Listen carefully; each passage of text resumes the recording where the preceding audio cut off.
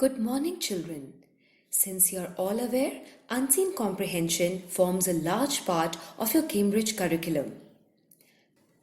The title of this passage is Metamorphosis. You must have read or heard about this term during your science lessons. To put it in simple English terms, a change of the form or nature of a thing or personality into a completely different one.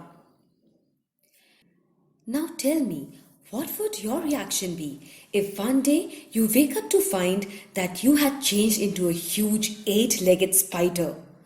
Seems spooky, doesn't it? Well, let's read this strange and humorous account of what happened when Gregor wakes up to find he had overnight changed into an ugly, creepy insect. As Gregor Samsa woke one morning from uneasy dreams, he found himself transformed into some kind of monstrous vermin. He lay on his bed, armor-like back, and if he lifted his head a little, he could see his curved brown abdomen, divided by arc-shaped ridges and doomed so high that the bedspread, on the brink of slipping off, could hardly stay put. His many legs, miserably thin in comparison with his size otherwise, flickered helplessly before his eyes. What has happened to me? He thought. It was not a dream. His room, a proper human being's room, rather too small, lay peacefully between its four familiar walls. Gregor's gaze then turned towards the window and the murky weather.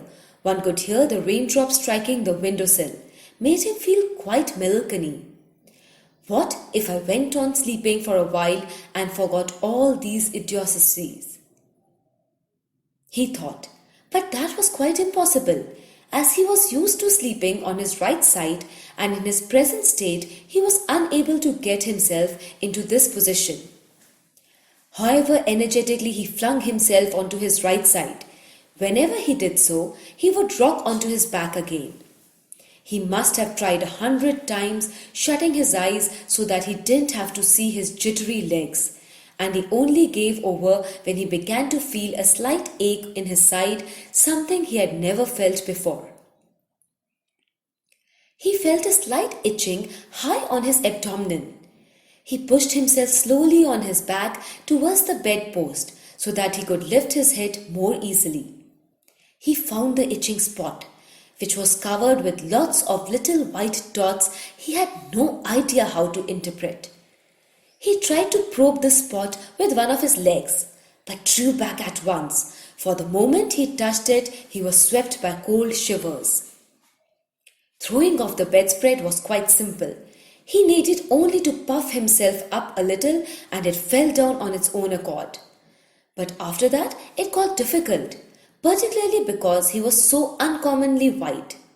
He would have needed arms and hands to raise himself, but instead of those, he had only these many little legs, which were continuously fluttering about and which he could not control anyhow.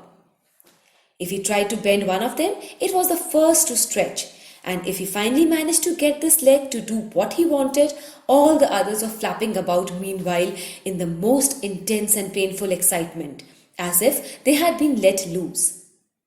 So he attempted to get his upper body out of the bed first, cautiously turning his head towards the edge. This worked easily enough, and in the end, despite its width and weight, the mass of his body slowly followed the way his head was turning. But when at last he held his head in the air outside the bed, he became afraid of moving any further forward in this way. For if he did finally let himself drop, it would need a sheer miracle for his head to remain unharmed. And right now was no time to lose consciousness, not at any price. He would sooner stay in bed.